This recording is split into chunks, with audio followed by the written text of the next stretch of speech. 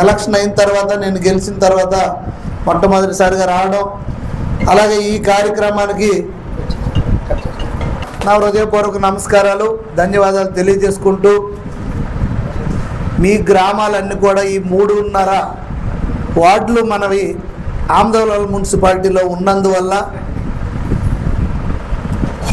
MRO MLA constituency అంతా కూడా ఇటు అయినప్పటికి కూడా ఈ 3.5 వార్డులు ఆమదాల మున్సిపాలిటీలోకి కలిసిపోయినందువల్ల మీకు అక్కడ నిధులు లేని ఇప్పుడే కమిషనర్ గారు చెప్పారు. 3.5 కోట్లు ప్రాపర్టీ ట్యాక్స్లు అయితే 4 కోట్లు శాలరీస్కే పోతున్న పరిస్థితి. పైగా ట్యాక్సులు కూడా పెంచలేదు, పూర్వం నుండి ఉన్న పరిస్థితి అని చెప్పారు.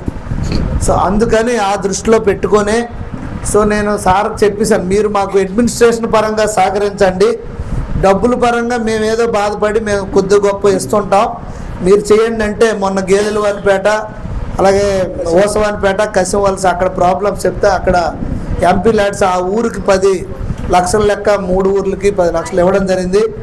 అయితే నిన్నే చంద్రబాబు రామ్మోహన్ నాయుడు గారికి కేంద్ర మంత్రివర్యులు గారికి అక్కడ కలిశాను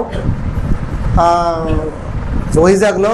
అప్పుడు కూడా చెప్పాను, ఎందుకంటే నిన్న మార్నింగే మన వాళ్ళందరూ మా ఇంటికి రావడం, మన వాళ్ళందరూ మా ఇంటికి వచ్చారు. అదే గుర్తులో పెట్టుకొని సప్తపురాలకు కూడా ఏదో ఇవ్వాలయ్యా, మనం కంపల్సరీ మనం ఆదుకోవాలని నేను చెప్పడం జరిగింది.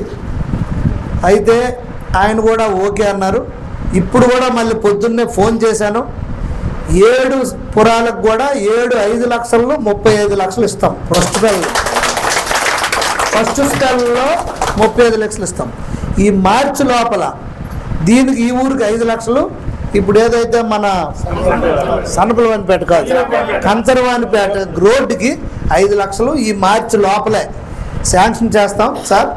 ఆ రోడ్డుకి సంబంధించి కూర్చోండి ఆ గ్రావెల్ మెటల్ రోడ్డు వేస్తామా, డైరెక్ట్ జిఎస్బిఎస్సి సిసి రోడ్డు వేస్తామా, ఎంత వస్తే అంత ముక్క అలా ముక్కలు చేసుకుంటూ వెళ్ళిపోదాం. దానికి 5 లక్షలు పెట్టియండి సార్, చేయించండి సార్. దీనికి మీకు అందరికీ గ్రామస్తులందరికీ ఒకటే చెప్తున్నాను, వివాదాలు వద్దు, గొడవలు వద్దు. అలాగైతే నేను మీ ఊరే రాను, మీరు గొడవలు పెడితే నేను రాను, ఎవరికి అన్యాయం జరిగితే రాను. అలాగని మొండి పట్టుబడి ఇప్పుడు సార్ చెప్పారు అక్కడ సీసీ రోడ్డు అయిపోయింది, అవతల ఉండి ఇల్లు కొట్టియండి అంటే అది